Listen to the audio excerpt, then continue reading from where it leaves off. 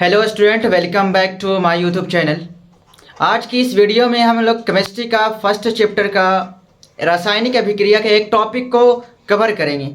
आज की इस वीडियो में हम देखेंगे कि रासायनिक अभिक्रिया के क्या प्रॉपर्टीज है, क्या विशेषता है। पिछले वीडियो में हमने कवर किया था कि रासायनिक अभिक्रिया क्या है। रासायनिक अभिक्रिया में आपको एक पार्ट अभिकारक देखे थे और एक पार्ट प्रतिफल देखे थे। रासायनिक अभिक्रिया को किस रूप में व्यक्त किया जाता है इसको देखे थे।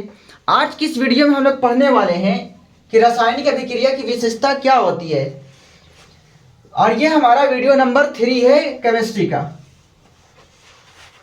पहला है रासायनिक अभिक्रिया की विशेषताएं। तो इसकी जो विशेषता की बात करें, इसकी विशेषता निम्नलिखित है, मतलब कि इसकी विशेषता निम्नलिखित है। अगर 2 मार्क्स में सवाल आए तो इस फॉर्म में लिखना पड़ता है। तो इसकी विशेषताएं निम्नलिखित है। यहाँ पे पहला जो विशेषता है रासायनिक अभिक्रिया का, ध्यान रखना कि रासायनिक अभिक्रिया में गैस की उत्पत्ति होती है, मतलब कि रासायनिक अभिक्रिया के दौरान गैस बनता है। तो ध्यान रखना, यहाँ पे लिखे हैं कुछ रासायनिक अभिक्रिया ऐसी होते हैं जिसमें अभिक्रिया के फलस्वरूप, मतलब कि अभिक्रिया हो गया, अभिक्रिया के फलस्वरूप जो प्रतिफल होता है उसमें गैस पदार्थ बनता है। जैसे में अगर हम बात करें सोडियम कार्बोनेट Na2CO3 को, अगर इसको भी अगर सोडियम कार्बोनेट हो या फिर कैल्शियम कार्बोनेट हो, CaCO3 हो, अगर इसको हम डिकम्पोज करते हैं, इसको तोड़ते हैं तो यह बनेगा CaO प्लस का CO2।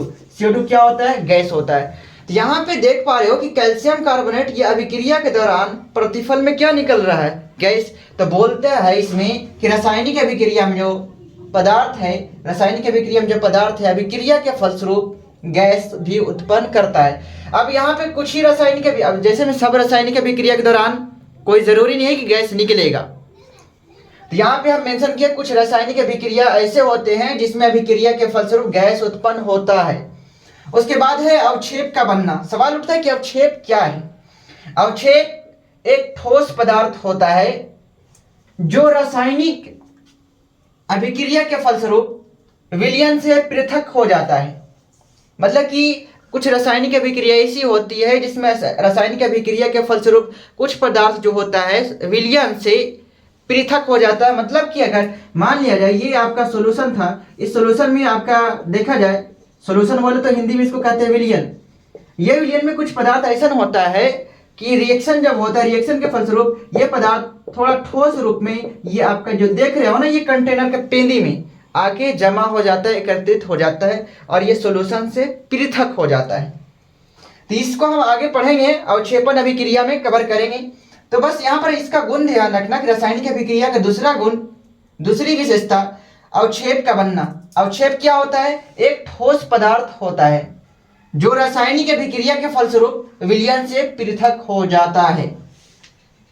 उसके बाद अगला जो हमारी विशेषता है रंग में परिवर्तन। बस इतना समझो कि कुछ रासायनिक अभिक्रिया ऐसी होती है, अभी मान लिया जाए कि उसका कलर नीला है तो आगे जाके अगर मान लिया जाए कि अभी कलर उसका कुछ और है, अभी मान लेते हैं ब्लू है, तो रासायनिक अभिक्रिया के बाद बन जाता है लाल।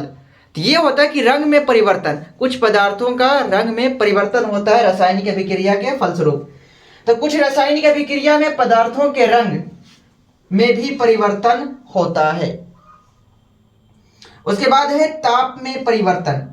कुछ रासायनिक अभिक्रियाओं के फलस्वरूप ताप में भी परिवर्तन होता है। मान लिया जाए कि अभी जो रासायनिक अभिक्रिया जो है, मान लिया जाए कि शुरुआत में यहाँ पे कोई टेम्परेचर नहीं था, मतलब जो पदार्थ था ये अभिक्रिया कर रहा आपस में, अभी कोई टेम्परेचर नहीं था, लेकिन कुछ समय के बाद देखते हैं कि इसमें से टेम्परेचर निकलने लगता है। जैसे में आप चूना देखे होंगे, आसपास के गांव में मार्केट में मिल ही जाता है, खैनी वाले दुकान में, खैनी वाले दुकान समझते होंगे, ठीक है।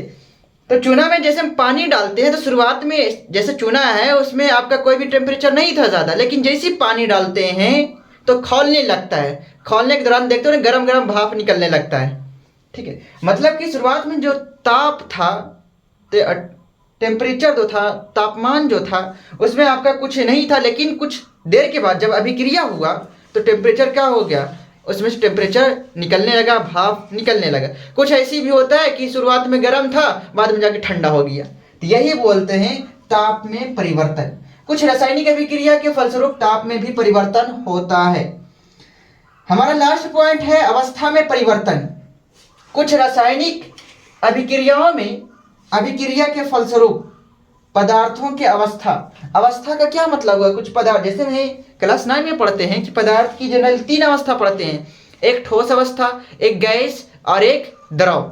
ठोस, लिक्विड, गैस, बोले तो सॉलिड, लिक्विड, गैस। तो यहाँ पे कुछ रासायनिक अभिक्रियाओं में अभिक्रिया के फलस्वरूप पदार्थों की अवस्था में भी परिवर्तन होता है। जैसे में अगर बात करें, मान लीजिए अभिक्रिया में जो अभिकारक पदार्थ था वो ठोस था, लेकिन जैसे ही अभिक्रिया किया तो दूसरा पदार्थ बना लिया द्रव। तो आप देख रहे हो कि अवस्था में परिवर्तन हुआ। अवस्था की मतलब यहाँ पे ठोस, द्रव और गैस। शुरुआत में कैसन था, ठोस था, लेकिन बाद में कैसन हो गया, द्रव हो गया। तो ये हमारा क्या हुआ, अवस्था में परिवर्तन हुआ। तो कुछ रासायनिक अभिक्रिया ऐसी होती है जिसमें अवस्था में भी परिवर्तन होता है। तो ये जो हमारा पॉइंट है ये रासायनिक अभिक्रिया के विशेषता में आया है। बाकी जितना पॉइंट है, बाकी हमारा जो नेक्स्ट टॉपिक पढ़ने वाले हैं वो हमारा है संतुलित रासायनिक समीकरण, असंतुलित रासायनिक समीकरण। ये किस में आएगा, रासायनिक समीकरण। इसके 2 प्रकार, एक बैलेंस्ड केमिकल इक्वेशन और एक अनबैलेंस्ड केमिकल इक्वेशन, जिसको हम नेक्स्ट वीडियो में कवर करेंगे।